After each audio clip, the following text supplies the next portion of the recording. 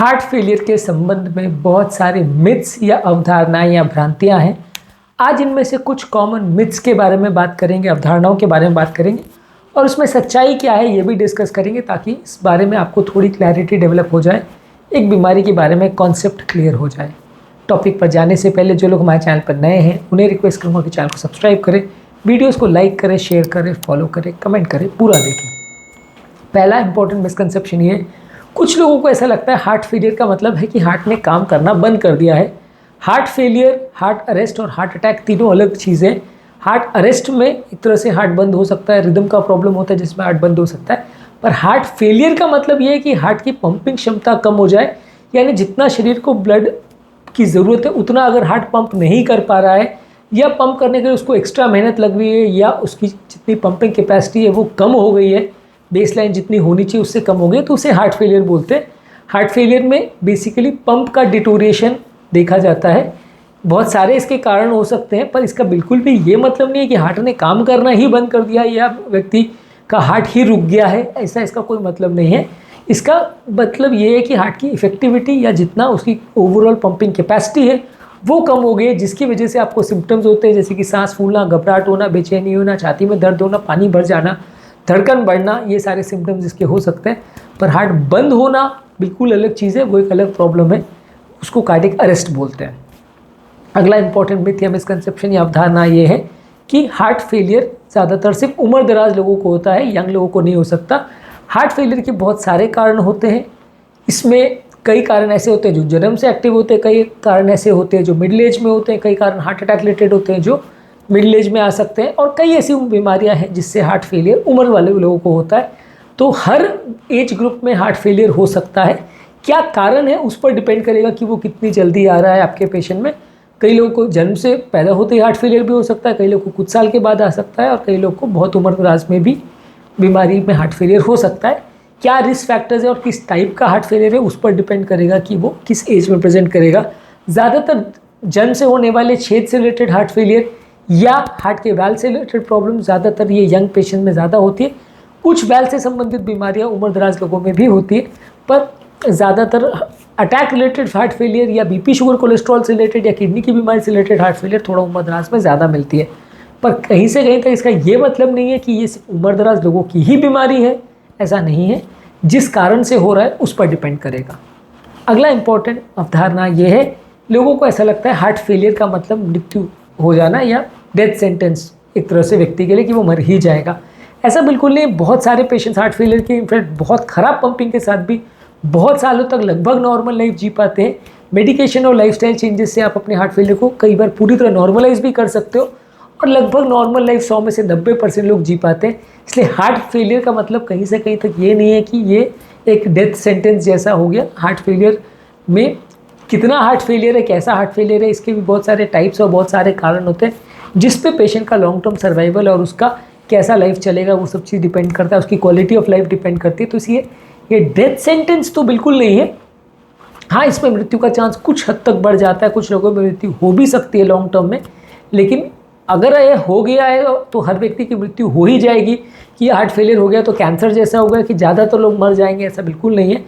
बाकी बहुत सारी बीमारियों की अपेक्षा इसमें बहुत अच्छा ट्रीटमेंट अवेलेबल है, जिसमें 100 में से लगभग 90% लोगों को हम बचा सकते हैं और 80 से 90% लोगों की लाइफ लगभग नॉर्मल हो सकती है।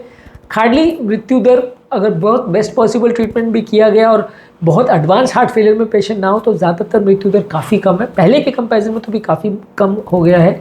बहुत सारे इसमें इम्प्रूवमेंट्स और बहुत सारे तरह की फैसिलिटीज़ और मोडालिटीज़ अवेलेबल है जो ज़्यादातर पेशेंट्स को बचाने में उपयोगी साबित होती है। इसलिए डेथ सेंटेंस मानना पूरी तरह से गलत है। इसके अलावा कुछ लोगों को ऐसा लगता है कि हार्ट फेलियर सिर्फ हार्ट अटैक की वजह से ही होता है, क्योंकि उनको दो ही बीमारी के बारे में पता होता है, एक हार्ट अटैक और हार्ट फेलियर। तो उनको लगता है कि हार्ट अगर फेल हुआ है तो अटैक आया होगा तभी फेल होता है। बचपन में अगर किसी बच्चे को हार्ट फेलियर हो गया या किसी को वायरल इन्फेक्शन से हार्ट फेलियर हो गया तो लोग समझना ही नहीं चाहते कि ये कुछ और भी हो सकता है। लोगों को लगता है इस उम्र में कैसे हो सकता है। तो ऑब्वियसली जैसा मैंने बोला कि हार्ट फेलियर बहुत सारे कारणों पर डिपेंड करता है, जिस उम्र में हो रहा है उस हिसाब से, कौन सी बीमारी ने पेशेंट को अफेक्ट किया उसके हिसाब से वो आएगा, कितना सीवियर बीमारी ने हार्ट को अफेक्ट किया उसके हिसाब से हार्ट फेलियर होगा। हार्ट अटैक उसका एक इंपॉर्टेंट कारण ज़रूर है। 100 में से 40-50% पेशेंट में जो हार्ट फेलियर होता है वो हार्ट अटैक से रिलेटेड हो सकता है, और वही एक कारण है और हर व्यक्ति में हार्ट अटैक की वजह से ही हार्ट फेलियर हो रहा है, ये सोचना बिल्कुल गलत है। क्योंकि हार्ट फेलियर बहुत ज़्यादा मल्टीफैक्टोरियल प्रॉब्लम है, बहुत सारे लोग को बहुत सारे कारणों से हो सकता है। इसलिए आपको ये जानना और समझना ज़रूरी है कि हार्ट फेलियर की बीमारी बहुत अलग तरह के कारणों से होती है और हार्ट अटैक सिर्फ एक कारण भर है, और ये दोनों सेम चीज़ नहीं। मैंने ऑलरेडी एक सेपरेट वीडियो किया है जिसमें कार्डियक अरेस्ट, हार्ट अटैक और हार्ट फेलियर में क्या डिफरेंस होता है वो भी एक डिस्कस किया है, आप उसे भी एक बार देखेंगे तो अच्छा रहेगा। इसके अलावा कुछ लोगों के मन में ये अवधारणा ये रहती है कि हार्ट फेलियर पूरी तरह से या तो क्योर हो जाता है या क्योर नहीं होता है। ये दोनों ही अवधारणाएं प्रेवलेंट है। कुछ लोग के दिमाग में होता है कि क्योर नहीं हो सकता, कुछ लोग के दिमाग में रहता है कि ये पूरी तरह क्योर हो जाता है। ये दोनों ही चीज़ें गलत है। कुछ केसेस में क्योर हो भी सकता है, कुछ केसेस में क्योर नहीं भी हो सकता, और बहुत सारे केसेस के साथ लंबे समय तक ज़िंदगी बीता सकते हैं, लेकिन कई बार उनको दवाएं लाइफ टाइम लेनी पड़ती है। तो ये काफ़ी हद तक दवाओं से कंट्रोलेबल प्रॉब्लम है, काफ़ी हद तक दवा से पेशेंट की लाइफ नॉर्मल जैसी कर सकते हैं, लेकिन पूरी तरह से हर केस में क्योर हो जाएगा या किसी भी केस में क्योर नहीं होगा, ये दोनों ही चीज़ें सोचना गलत है। ये दोनों ही भ्रांतियाँ या अवधारणाएँ हैं। असली सच्चाई कहीं बीच में ये कि कुछ केसेस क्योर हो भी जाते हैं, कुछ केसेस नहीं भी होते हैं, कुछ की मृत्यु भी हो जाती है, और बहुत सारे केसेस को आप दवाओं पर लंबे समय तक मैनेज कर सकते हो। अगला इंपॉर्टेंट मिसकंसेप्शन ये है कि कुछ लोग को लगता है कि हार्ट फेलियर वाले पेशेंट्स में एक्सरसाइज करना गलत है, क्योंकि हार्ट ऑलरेडी फेल है। वैसे में यदि आप हार्ट को स्ट्रेस करेंगे तो हार्ट की कंडीशन बिगड़ जाएगी और पेशेंट की मृत्यु होने का चांस बढ़ जाएगा। इनफैक्ट ये पूरी तरह से गलत है, क्योंकि ज़्यादातर हार्ट फेलियर के पेशेंट को सिवाय कुछ दिनों में जब वो सडन हार्ट फेलियर के साथ आया हो, उसके अलावा बाकी सब पेशेंट्स को हम एक्सरसाइज के लिए इंकरेज करते हैं। इससे आपका स्टैमिना बढ़ता है, हार्ट की पंपिंग कैपेसिटी बढ़ती है, कोलैटरल्स खुलते हैं और ओवरऑल हार्ट के फंक्शन में सुधार ही देखने को मिलता है। तो इसलिए ज़्यादातर हार्ट फेलियर के पेशेंट्स को एक्सरसाइज करवाई जाती है, और ये कहीं से कहीं तक उनके लिए बुरा नहीं है। हाँ, लेकिन अगर अक्यूट हार्ट फेलियर में पेशेंट आया हो और सडनली अगर हार्ट फेलियर हुआ हो, तो वैसे केस में कुछ दिनों तक, जब तक वो स्टेबल नहीं हो जाए, तब तक हम उन्हें एक्सरसाइज नहीं करवाते हैं, और धीरे करके जैसे जैसे उनकी लाइफ नॉर्मल होती है उनको एक्सरसाइज करवाया जाता है और उससे उनको फ़ायदा ही मिलता है, नुकसान नहीं। तो इसलिए एक्सरसाइज करना हार्ट फेलियर पेशेंट्स में सिर्फ अक्यूट फेलियर में डेंजरस है, बाकी ज़्यादातर हार्ट फेलियर में, इनफैक्ट 90% ऑफ द पेशेंट्स में हार्ट फेलियर पेशेंट्स को एक्सरसाइज करवाई जाती है और उससे उनको फ़ायदा ही मिलता है। और लास्ट इंपॉर्टेंट मिसकंसेप्शन या भ्रांति जिसके बारे में आज बात करेंगे वो ये है कि कई लोगों को ऐसा लगता है कि हार्ट फेलियर में खाली पानी और नमक का रिस्ट्रिक्शन कर लिया, बस यही काफ़ी है, इसके अलावा और कोई रिस्ट्रिक्शन करने की ज़रूरत नहीं है, क्योंकि हार्ट फेलियर में यही दो चीज़ इंपॉर्टेंट होती है। ये दो चीज़ डेफिनेटली इंपॉर्टेंट है और सबसे ज़्यादा इंपॉर्टेंट है, लेकिन सिर्फ यही दो चीज़ इंपॉर्टेंट है ऐसा नहीं है। आपको पौष्टिक खाना खाना, बैलेंस डाइट लेना, प्रोसेस फूड्स को कम रखना, नमक को कम रखना, तेल घी को कम रखना, शुगर वाली चीज़ों को कम करना, प्रॉपर बैलेंस फूड लेना, फाइबर वाली चीज़ ज़्यादा खाना, फल सब्जी ज़्यादा खाना, ये सारी चीज़ें ही एक डाइटरी रिकमेंडेशन में आती है हार्ट फेलियर के। हाँ, अलग अलग तरह के हार्ट फेलियर के कारणों में अलग अलग तरह की रिकमेंडेशन चेंज हो सकती है। जिसको ब्लॉकेज की वजह से आया है उसको कोलेस्ट्रॉल रिलेटेड डाइट रिकमेंडेशन होगा, जिसको डायबिटीज़ का हार्ट फेलियर उसको डायबिटीज़ की डाइट लगेगी, जिसको हाइपरटेंशन का प्रॉब्लम उसको हाइपरटेंशन की डाइट लगेगी, जिसको किडनी के रिलेटेड हार्ट फेलियर उसको किडनी की डाइट लगेगी। तो हर पेशेंट को अलग तरह के डाइटरी मॉडिफिकेशंस होते हैं, और सिर्फ एक पानी को रिस्ट्रिक्ट कर लिया या नमक को रिस्ट्रिक्ट कर लिया इससे काम नहीं चलता है।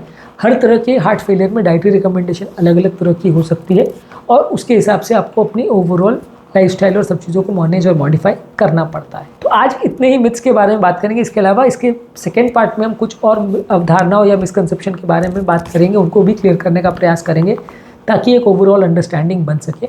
उम्मीद करूँगा कि आज के टॉपिक में कुछ नई बातें जानने को मिली होगी।